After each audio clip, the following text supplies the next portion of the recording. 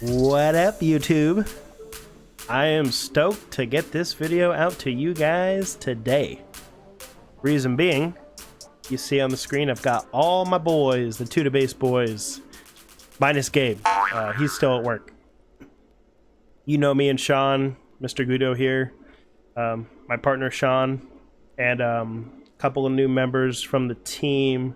And what we're gonna do on this video is we're gonna give you a little intro of our team, all the members, and then what we're trying to achieve here today is we're gonna go through all the set 4 leaders that we had picked for a pre-release leader. Who do we think is going to be our ideal pick? We'll go through each one and kind of give you guys our frame of mind and how we think.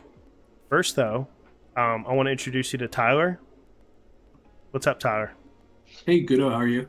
Doing pretty good, man. So, what got you into Star Wars Unlimited? Yeah, so I'm a huge Star Wars fan. Have been since I was a kid. I was back home in New England last year for just an event, and I went to my local game shop back in New England, and I saw they had a pre-release box of Spark, and I was like, "What is that?" And the guy basically introduced me to the game, and we came back to Orlando, and my wife and I started looking for product, and the game hadn't even released yet. It was the first week. It was the week between pre-release and launch. So I kind of got into the game, and then I just started by playing with my wife, and then we ended up going when I finally came out and met like the local community. It's been huge just for like everything, and meeting people has been great, and all that stuff. So yeah. Did you play any TCGs before? Yeah, kind of. So about a decade ago, I got into Magic with some of my friends back home. We would go out on Friday nights to one of the dorms at the college that we went to and play Commander till like 2 or 3 in the morning, big 8-person Commander games. Been there before. Yeah. I haven't really played any TCGs, and like I said, since about a decade now. So it was getting into SWU was kind of like learning how to ride a bike again. So. And I met you through SWU locally here in Orlando, so it's a pleasure to have you on the team now, man. Thank you. Why don't we go around the table? John, Mr. John Rikovich. At one point, you were my arch nemesis. I think my first game of SWU, I picked up the Vader starter deck, and you were playing a Chewie deck. And I think that says enough. But tell us about your experience with SWU, how you found out about it, and maybe if you've played other TCGs too. So I found out about SWU because I was actually playing Lorcana was my first TCG, and I played that for the first couple sets and kind of fell off because I didn't like Lorcana that much, to be frank. After the first couple sessions, I didn't like the way that game was going. I was looking into, I'm a big Star Wars fan, and I was looking into what else can I play. I played Sorcery for like a month, and all other 4 people in the state that play that, it was hard to find people to play it with. And I just Sorcery. Yeah, Sorcery. But I was waiting for Star Wars to come out, and it was October 2023. I actually printed proxy decks of the starter deck for Luke and Darth Vader, and was playing with my wife just so we could get a feel of the game and how it works. And then at the Haven, we started having proxy nights like once a week or so. That lasted for like a month before release, and that was all fun getting into it. But Star Wars was my first like actually getting really competitive into the card game and kind of like digging into it on a deeper level. Cool, man. Yeah, you sent us a picture of your proxies that you made before the set came out. That's really cool, man. With my Amazon no brand sleeves. Yeah. They're garbage, so I'll pull it apart and split. Hey, you got to do what you got to do when something exciting's coming out, like a card game, and you're able to just print it and kind of test it before it comes out. Pretty cool, man. We're lucky to have you on the team. You're one of the sweatier players in the area, I would say. About that. It's a pleasure to have you, dude. Carlos, how you doing, buddy? Welcome to the team. Carlos actually recently joined us after a few hard weeks, maybe even months. I'm trying to pull your leg into the team. You're finally here with us, and we're happy to have you. What brings you to playing SWU, and Have you played any other TCG games in the past? Yeah, so the first TCG that I remember playing was Magic. I had the original 4th edition 2-player starter set that came out, I think, around 95, 96. Mm-hmm. It had the little blue gems. Whoa. Yeah, way back. Tell me your age without telling me your age. I know, right? Yeah, I played it mostly in I think I was in middle school at the time. So middle school, a little bit of high school. And then kind of dropped off a little bit. I think around shortly thereafter, because I remember it was a long time ago, the original Star Wars CCG came out. And that was super fun. It was a really weird and very different game than Magic, so that really kind of attracted me to it. Then dabbled here and there with a little bit of Pokemon in college, nothing too crazy. Tried playing Yu-Gi-Oh, but realized it was probably better for me to play it alone on a Game Boy Advance than playing with some of the community around Yu-Gi-Oh. No shade there. Then there was skipped a while. TCGs, just didn't really get into them until I might be missing one or two here and there sprinkled about. I think there was one called Vanguard Card Fight or something like that. I played a little bit of that. But it wasn't until Star Wars Destiny came out that I was like, ooh, this is great. RIP Destiny was one of the best card games I'd ever played. It had lots of really cool and innovative mechanics that I think are still seen transferred over into SWU. I think I met Reflex from our local community there. We played Andrew. We played at Waterford Lakes. Cool stuff. RIP again. It's not there anymore. And then kind of took a break for that. Then the pandemic happened, and I was really, once it was over, I was really looking to connect with folks again. And I picked up Lorcana because I thought it seemed really interesting. Played it for a little bit. And then I had previously tried getting a little bit into Flesh and Blood, but picked a couple of the boxes, never really got into actually playing it until Bright Lights came out in October. Whoa. And around that time is when Star Wars was announced, SWU was announced, and I remember telling a lot of the folks there saying, I'm only going to be here for a little bit because SWU comes out. And I was going store to store, kind of preaching have you heard the word of the new Star Wars game? And the first person I encountered playing it for realsies was our friend Michael from Bothan Network. He had printed out a bunch of proxies. Michael Carlock from Bothan Network, good friend. He's always hanging out with us. And he was the first person I was like, hey, I got printed proxies. Let's go ahead and play. And we had a bunch of folks over at the Haven. And, Matt from the Haven was already sold because he had played it, I think, at Gen Con earlier that year. And so he just wanted to make sure that there was a community for it, and a bunch of us just started showing up there. And it's probably one of the best games I've played, and I love the design, love the art, and so here we are. Love the community. That's the most important part. The community is a great place, and I have, like I said before, previously, I was in Pokemon and Magic, and I really love the Star Wars community, and the IP is just. I love Star Wars, the movies, the games growing up, so happy to be here. And we're lucky to have you and OG on the team, Carlos. Welcome. Happy to be here, my friend. We have another local sweat, the aggro phenom, Mr. Hector. He's already laughing because he knows I'm talking about. Hector, you're every time I sit across from you on the table, I get sweaty before the game starts. It's a pleasure to have you. Yeah. I mean, you're one of those guys. I'm like, oh great, I don't want to get matched up against this guy. You've been a real cool friend of mine here the last few months since I started playing SWU. All you guys really. But Hector, why don't you tell us about how you came across SWU and maybe if you played any other TCG? Yeah, so before Star Wars, I was playing One Piece. And that was my first TCG ever.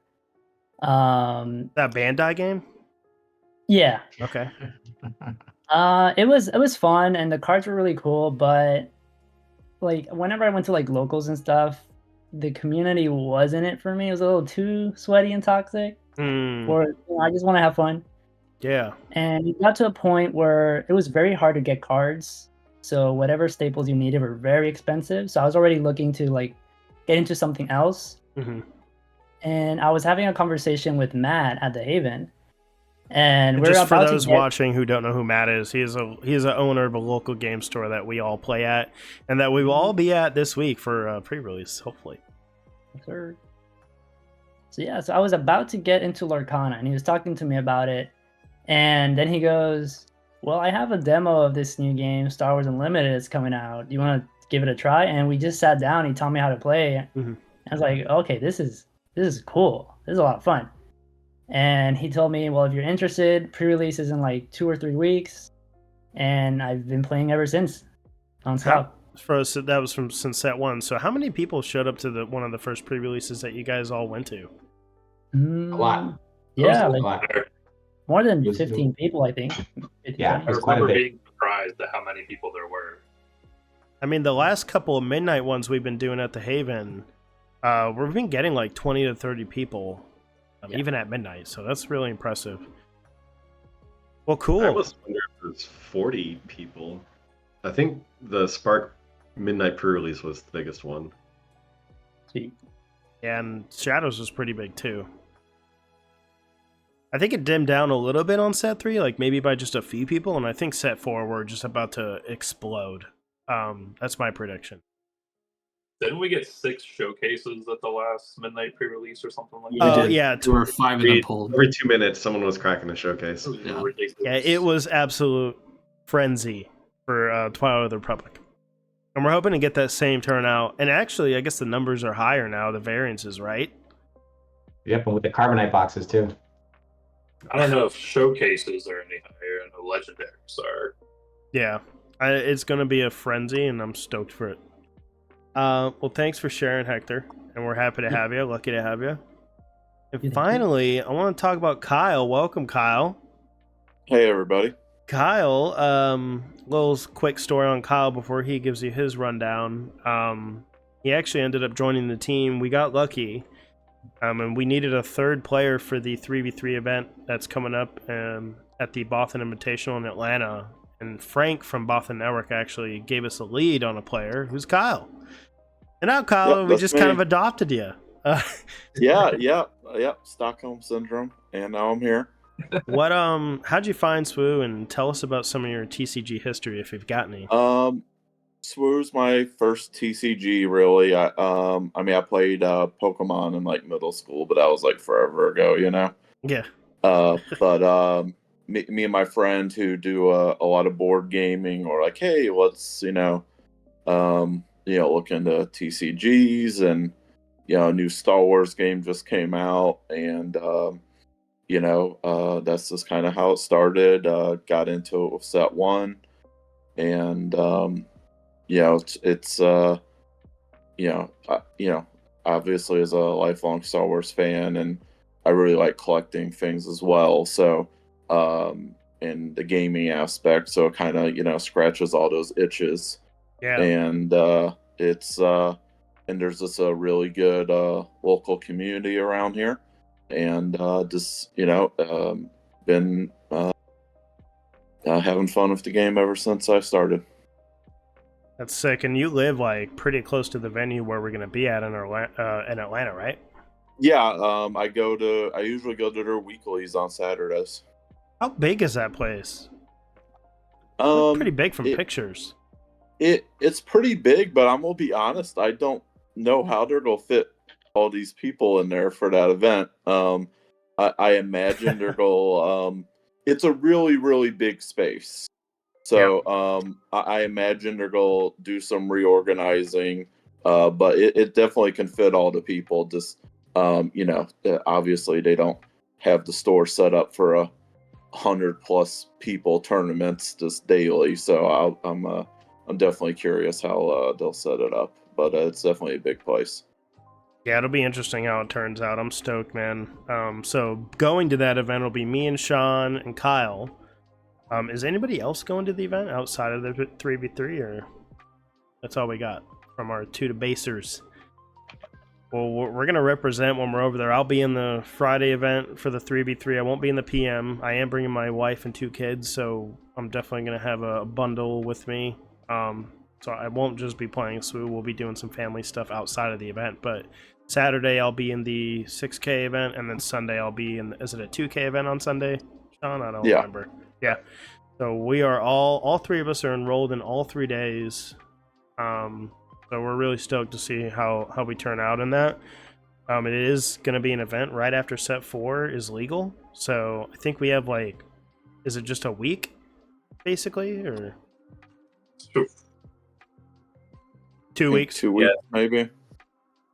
Well, we've been doing some copious, and this is a great segue into our next part. You see on the screen here the Boba Fett leader. We're gonna go through our leaders now. Well, thanks for the intro, guys. Stoked to have all you guys on board. We're just trying to build a really cool community, honestly, and kind of spread the word of how a group of local Orlando/Atlanta players feel about the game, and we just want to give you guys some really fun content to watch. We've done set 4 testing.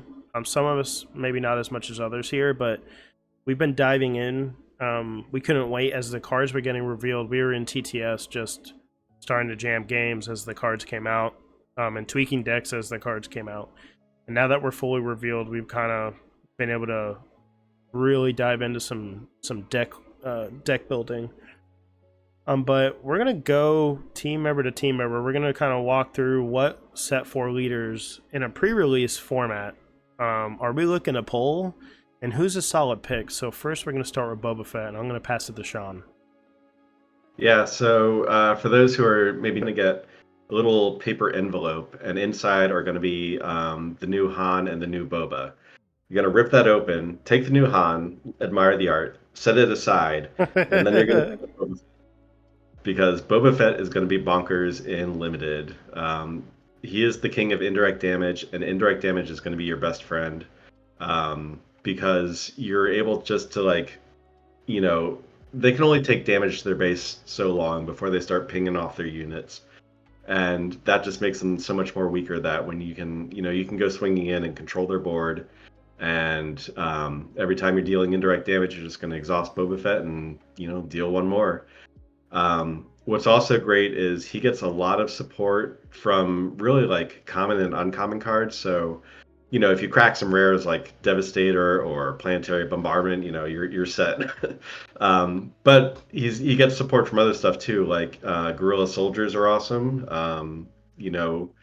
If you've been dealing indirect damage to base and now they're like, okay, well, I really don't want to deal damage to base, but if I do, these soldiers, ready.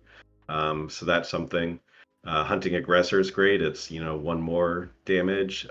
Torpedo Barrage, it deals 5 indirect damage to a player for 3, and then you just exhaust Boba Fett, and there's one more. So that's 6 damage for 3, which is pretty good. So I would definitely go with Boba Fett. He's got a lot of support. He's got a great keyword for him. And you don't need to worry about, oh, am I going to open Boba Fett? You will get Boba Fett. So he would be my pick.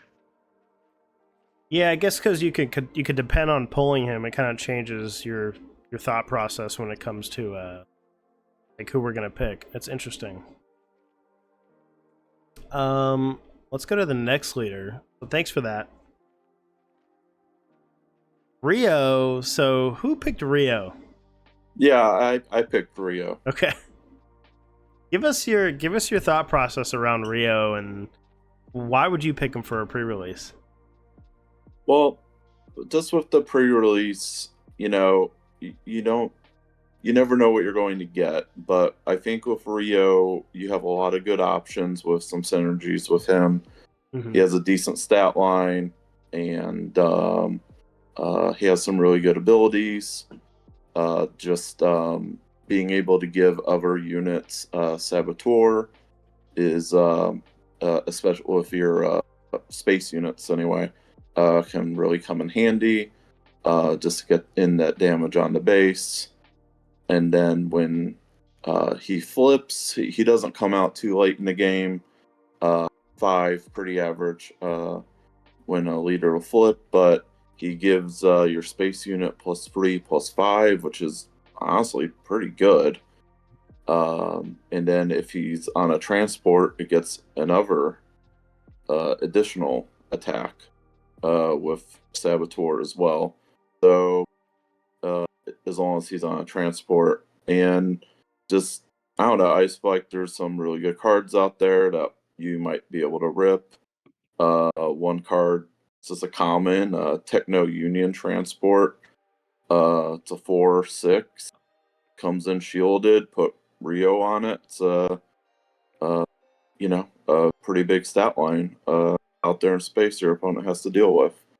So, he may not be the flashiest leader, but I think his stat lines are pretty good for a pilot. Yeah, I think being a common, like kind of like what Sean said, probably. Well, like you said, is it gonna be easy to build around? I mean, I guess we'll find out. I feel like with his aspects, cunning aspect and villainy, you'll have, if you pull a lot of those aspects in your pre-release box, he should be pretty straightforward to build around and get a deck going. It'll be interesting to see like who's the pop-off leader for a pre-release for sure. Yeah.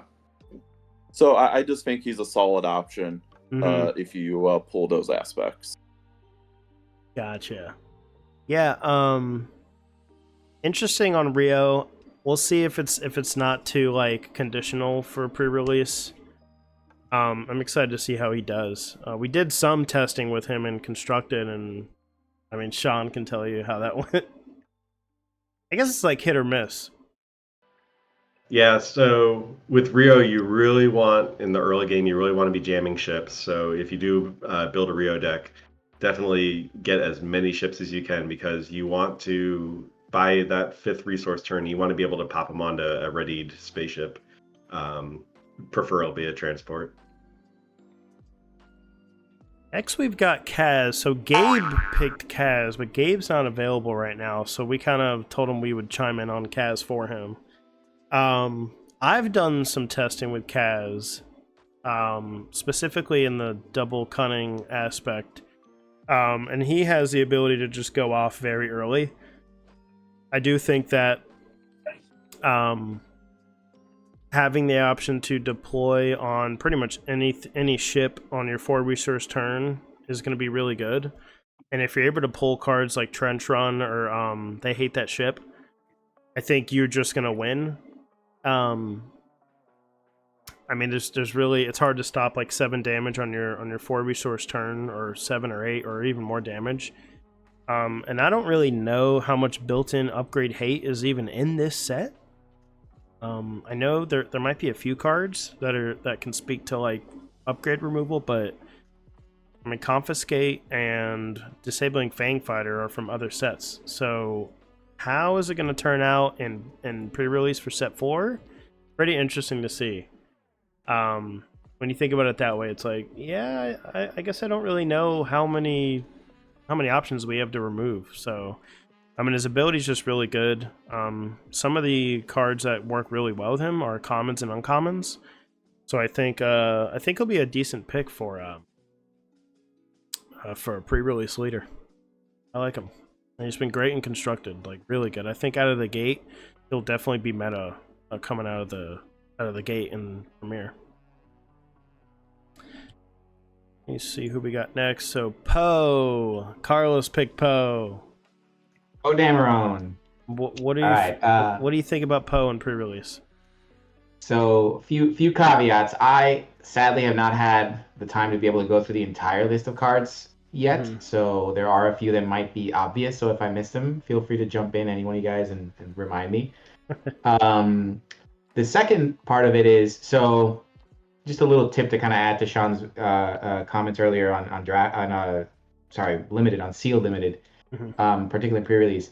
You don't want to force the leader. Like, that's something that you're gonna really see. You're gonna have quite a few options in leaders, and you want to try to figure out like what cards best fit, what leader best fits the pool of cards that you've opened.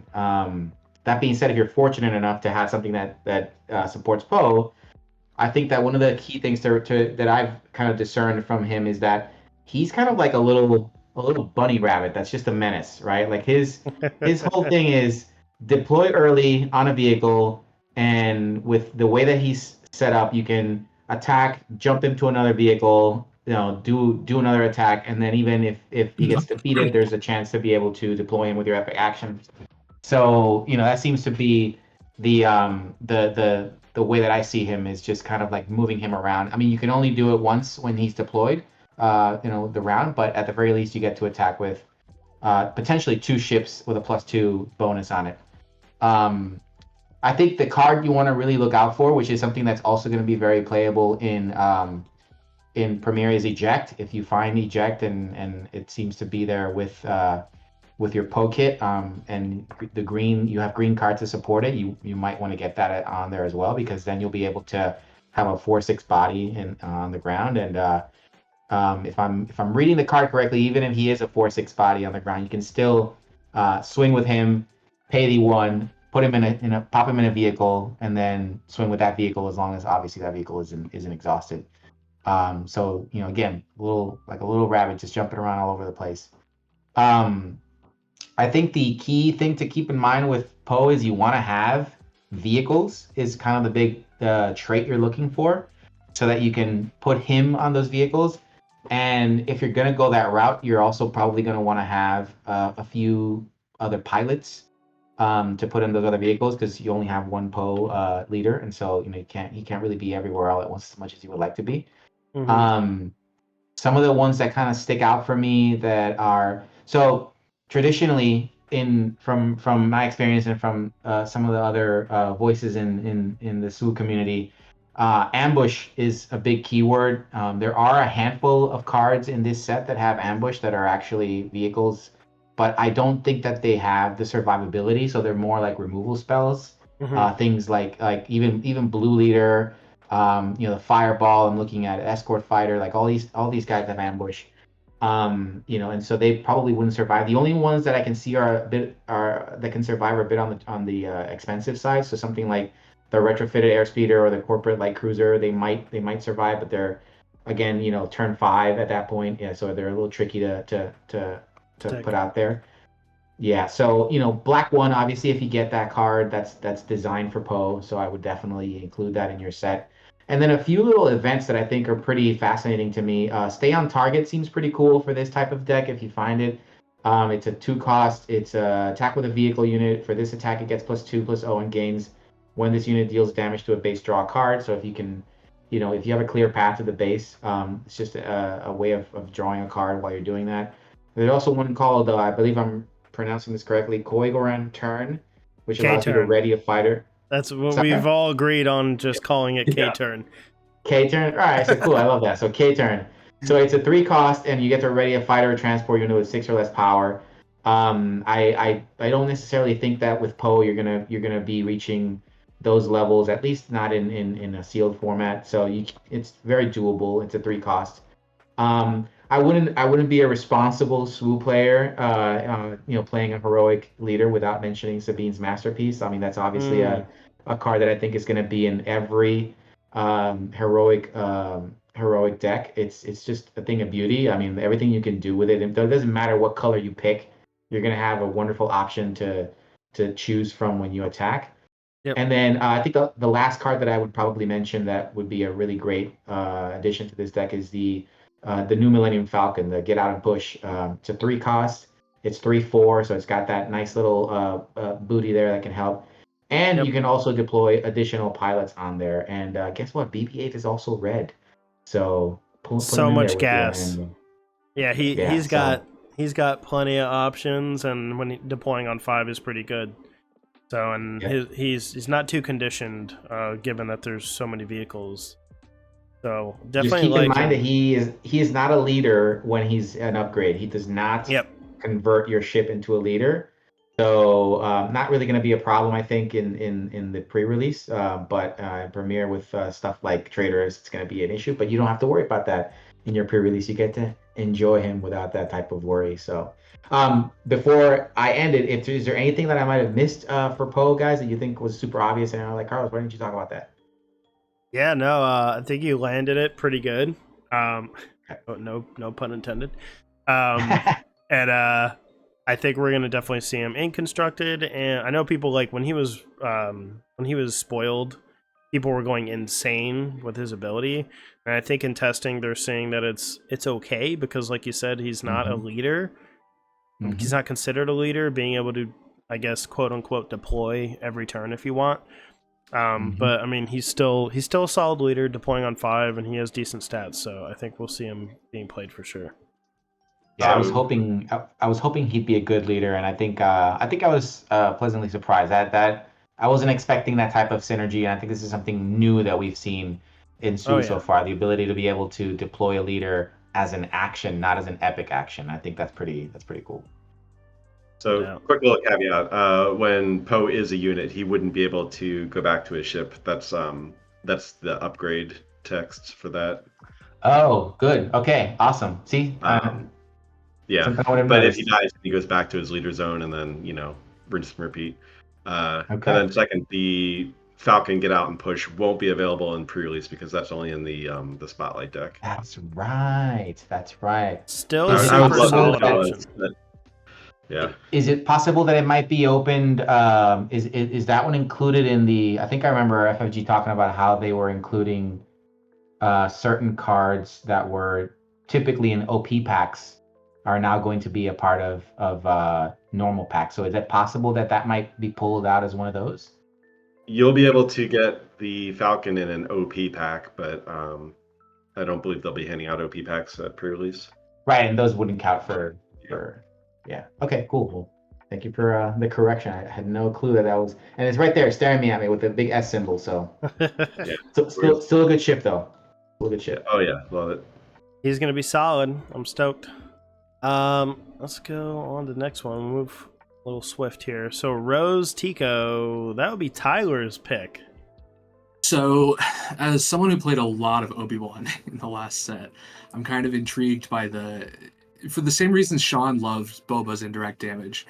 I'm kind of intrigued by no, you don't get to do that indirect damage. And Rose kind of fills that niche that Obi-Wan filled in the last set. However, I think she's a little bit more conditional than Obi-Wan, which I probably won't be playing her in Constructed. But for pre-release, I think there's some interesting stuff that can go with her for getting those vehicles out and then kind of just keeping those vehicles on the board.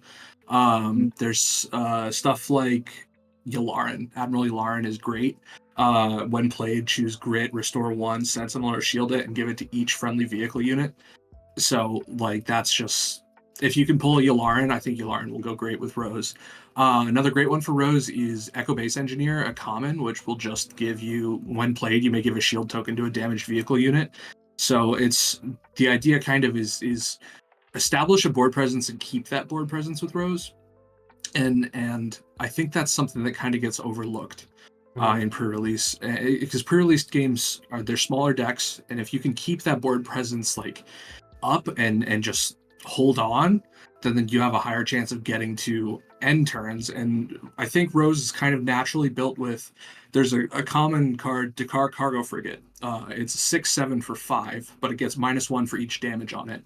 And so Rose kind of negates that drawback with that, and it gives you kind of that bomb in the common slot, which I don't think a lot of other leaders will have. So I think there's some interesting stuff to go with Rose with blue, and I think there's some interesting stuff to go with Rose with green.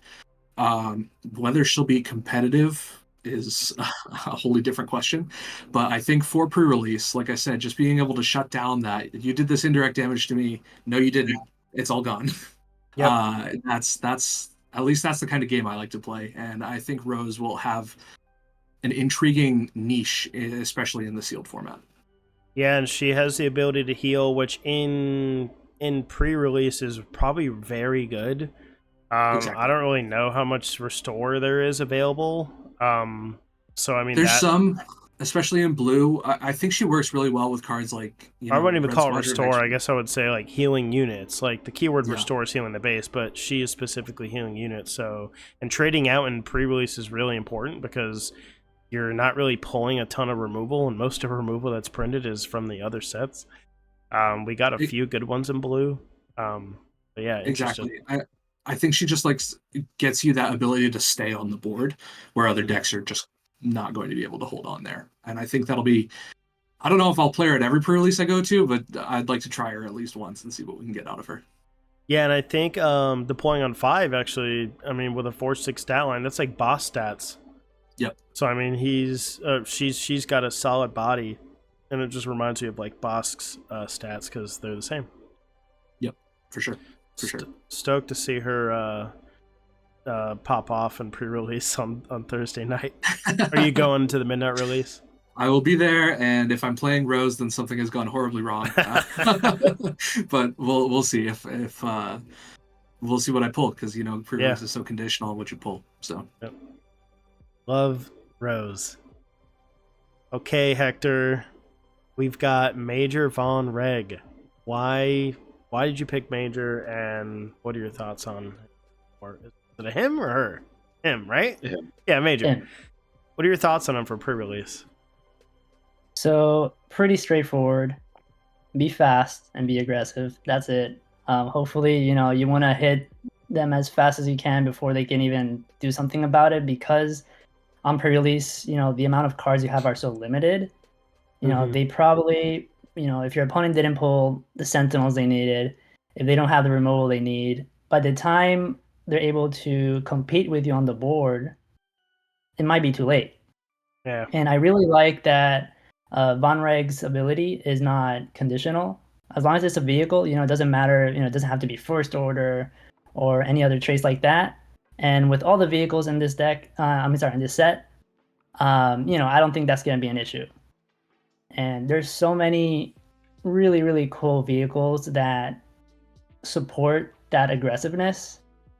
That could help stall, that can help just deal extra indirect damage. There's a lot of ways you can build it, which is why I really like it. So I know, it's not niche enough where I need to pull these specific cards to build a decent, sealed deck for him. I feel like he can work with whatever he gets. There's a really cool card. I don't know how to pronounce it. It's a ship. It's called Kimogila Heavy Fighter. Kimogila. Kimagaya, or I don't know. I think I know which one you're talking about. I had the same issue when we were going. K fighter. Everything's K now. Everything's K now. yeah. The K Heavy Fighter. It's a really cool effect when played. You get to deal 3 indirect damage, and if you hit a unit with it, it has to be exhausted. So that can help with putting unit out, stalling, getting, if you played him with Von Reg's ability, you're giving another unit a +1, swing for more. Maybe, at that point, your opponent was expecting a trade. Now they're a little bit behind on the board. Mm-hmm. Yeah, that's pretty much it. Ideally, when he deploys, you would want to put him on a ship as just a unit. Not a whole lot of value with the 2/5. The 5 health is nice, but swinging 2 damage to base is not fast enough. Yeah, I think you're aiming to get him for on a what ship. you want to do. So definitely put him on a ship. There's a lot of really great choices for where to put him on. Mm-hmm. So very looking forward to see what I can do with him. Yeah, his ability on the front side isn't too conditional, and I think he'll be a player in the pre-release kits for sure. Plus he's a common, so you're more likely to pull him. Luke Skywalker. So John, you picked Luke for your pre-release. What's your story? So I'm hoping to pull Luke mostly because I think I am going to be playing him in Constructed. So I like to just kind of get a feel right out the gate for what the leader does, make sure I have his abilities understood and do the triggers at the right time, things like that. But I do, after digging into it, think that Luke's actually going to be pretty good in pre-release. His ability does depend on attacking with a fighter, but I don't think it's going to be hard to get a good fighter pool with this set, especially in Red Hero. I think there's already like 10 fighters that you can play without an aspect tag. Mm-hmm. And then any aspect you put into it, you get access to like 8 more. So I don't think it's going to be hard to get a bunch of fighters. And then Red actually has I think being able to defeat an upgrade is going to be huge, especially in pre-release, because there's not many cards in just set 4 that do it.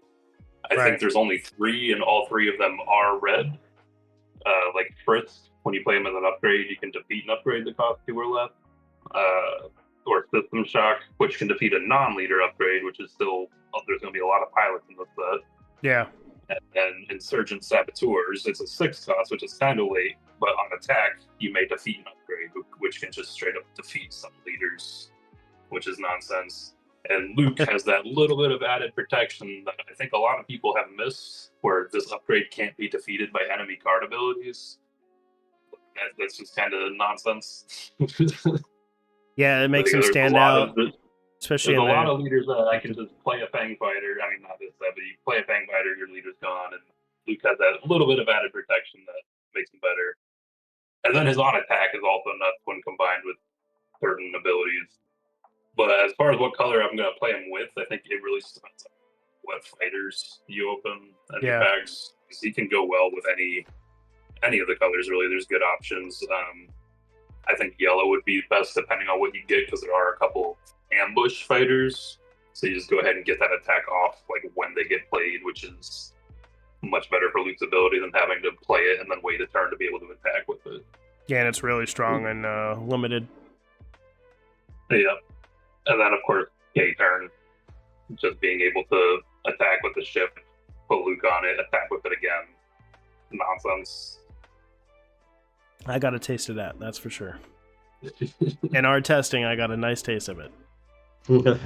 Yeah, really stoked to see how he turns out in pre-release, man. Hopefully you get The him. only worry running out of cards, because you are going to want to play at least one fighter, hopefully 2 each turn, like as you keep going. Mhm. So if you don't have something to replace those and you run out of gas, then you're going to be dead in the water, really. Yeah, it'll be pretty cool to see where he's a common, so hopefully you pull him. Yeah. Next, and I think finally, lastly, we've got Darth Vader. I picked Vader. If I didn't pick it, Carlos would have picked Vader. And then I would have picked Kaz, and then Gabe maybe would have had to pick something else. But I picked Vader because despite him deploying on 6, you're going to attack with a unit. And you're going to attack with a vehicle, most likely. You're pulling a lot of vehicles in this set, so there's a very slim chance I won't be able to pull off making a unit every turn, unless I'm not able to attack, but you're at least able to pull vehicles in your packs. So, whatever color I get any vehicle in, ground or space, I'll be able to create those tokens. And then Victor Leader, I think, is an uncommon or a common? I think it's uncommon. But he's not rare. It's a rare. It is a rare. Oh, it is a rare? Yeah, Victor Leader's a rare. Okay. Well, hopefully I pull Victor Leader. But regardless, you're still able to make a bunch of tokens, and I just think when you're getting to that 6 resource turn, having something deploy on a ship with as a 5/5 on top of the unit is going to be pretty hard / almost impossible to stop unless you've got sentinels in space. So it's kind of like Luke, where if you can't deal with it, it's going to be a problem for you. And I think that's why I picked Darth Vader, and I just love Vader. He was my first leader when I started playing the game, with Spark of Rebellion Vader. So it's nice to go back to him here in Set 4 in the pre-release. I'm pretty stoked to play him. Other than that, yeah, he's pretty straightforward. You're just making tokens, and when you deploy him, he's making 2 more. So hopefully I'm able to pull Vader, because I would love to play him. If I had a second pick and it wasn't Vader, I'd probably play Kaz just for the early deploy. But we'll see. We'll see what we pull. He is a common, so definitely have a higher chance of getting him. But I'm really excited just to see how we all turn out in pre-release. See if any of us pull any lucky showcases or any hot cards. It'll be really cool to be with you guys on Thursday night. And actually, real quick, I wanted to make a retraction. Previously, I'd said that you can't get the Falcon in the sealed event, but actually, it was brought to my attention you can. Some of the S rarity cards will be available as hyperspace or hyperfoil, so they will be available. It's not guaranteed. They're rare to get, but it is possible. So if you open Chewbacca, you know what you're playing. Chewbacca's going right. Chewbacca Limited is going to be nuts. I forgot to mention Chewbacca is also something you want to play in Poe if you get him. You put Chewbacca and you put Luke on that Falcon. It can happen. You put Chewbacca and you put Luke on that Falcon, that unit's undefeatable. Mhm. Oh I'll even man. play Chewbacca out of aspect as a pilot. I don't care. Yeah. Still got legs. Well, we'll go to a final thoughts here. Honestly, it's been great. Thanks for hopping in here, guys, and going through your leaders and what you might pick for pre-release. We're gonna keep putting some content out. Wanted you guys to be able to meet the team and just get a vibe for the rest of the folks on 2 to Base. And yeah, we're gonna look to get out to pre-release, and I'm sure we'll have a lot to talk about when we get back out of pre-release. And hopefully look to get another video up this week, definitely, after we get into some set 4 goodies. So I appreciate y'all, and yeah, thanks for joining, and we'll catch you on the next one. Take it easy, y'all. See ya.